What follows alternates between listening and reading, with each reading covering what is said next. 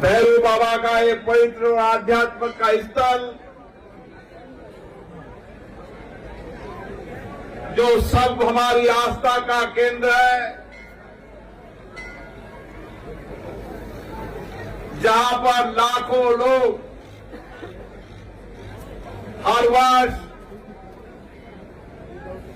बाबा के दरबार में आते हैं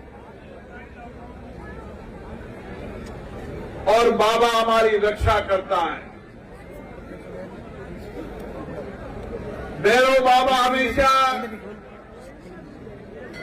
लोगों की रक्षक की भूमिका में रहा है।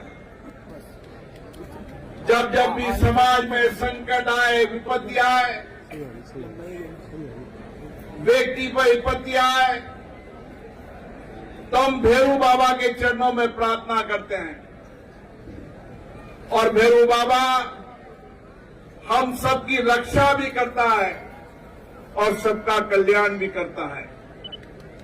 और ये स्थान हमारे आध्यात्मिक पवित्रता का स्थान है और जो भी यहां पर आता है भैरव बाबा के चरणों में आएगा तो निश्चित रूप से उसको आशीर्वाद मिलेगा।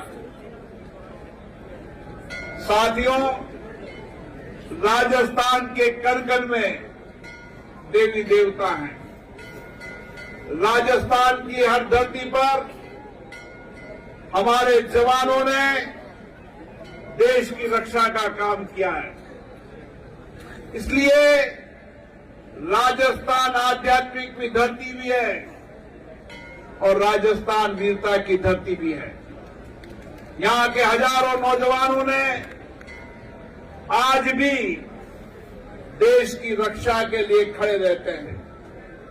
यहां के किसान आज भी अन्न उत्पादन कर देश की सेवा करने का काम करते हैं। और मुझे खुशी है यहां के शिष्टमंडल के पदाधिकारी जब दिल्ली मेरे पास आए और उनका बहुत आग्रह था कि भैरव बाबा के चरणों में आपको आना है, मैं उन सबको धन्यवाद देता हूं कि मैं उनके कारण मुझे भी आज भैरव बाबा के दर्शन करने का सौभाग्य मिला। इससे बड़ा पुण्य काम कुछ नहीं हो सकता। ये भारत की धरती है जहां की सनातन संस्कृति, जहां की आध्यात्मिक ऊर्जा को कोई खत्म नहीं कर पाया। मुगलों का शासन रहा, कई मंदिर मिटाने का काम किए, लेकिन हमारी सनातन संस्कृति को कोई खत्म नहीं कर पाया। अंग्रेजों का राज रहा, उन्होंने भी भारत की संस्कृति को समाप्त करने का काम किया, वो भी समाप्त नहीं कर पाए। और इसीलिए हजारों वर्षों से आज भी हमारी आस्था अटूट है। और ये आस्था, ये विश्वास, ये भरोसा ही होता है जो व्यक्ति को हमेशा हर चुनौतियों, हर कठिनाई को लड़ने का साहस पैदा करते हैं। और इसीलिए भैरव बाबा भी हमारी रक्षा करने का काम भी करते हैं और हमें सात्विक और सत्य नैतिकता के मार्ग पर चलाने की प्रेरणा भी देते हैं। मुझे कुछ बातें यहां पर कही गई है, निश्चित रूप से वह सब तो भैरव बाबा की कृपा होती है। हम तो करता है, असली करने वाला तो भैरव बाबा है। और भैरव बाबा की कृपा होगी तो सारे क्षेत्र के अंदर विकास भी होगा, सारे क्षेत्र में समृद्धि भी होगी। और मुझे आशा है भैरव बाबा की कृपा हम पर बनी रहेगी। मैं आपको विश्वास दिलाता हूं, भरोसा दिलाता हूं कि सारे क्षेत्र के विकास के लिए यहां के सांसद महोदय, यहां के विधायक, यहां के जनप्रतिनिधि, राज्य और केंद्र में जो भी अपनी बातें रखेगी, मैं उनके साथ हमेशा खड़ा रहूंगा। एक विश्वास, भरोसा बहुत बड़ी चीज होती है। और इसीलिए हमने तो जिंदगी भर हमारी सभ्यता, संस्कृति, संस्कार विश्वास भरोसे पर है। हम तो हमेशा पत्थर के कण कण के अंदर भी भगवान मान के उसकी पूजा करते हैं।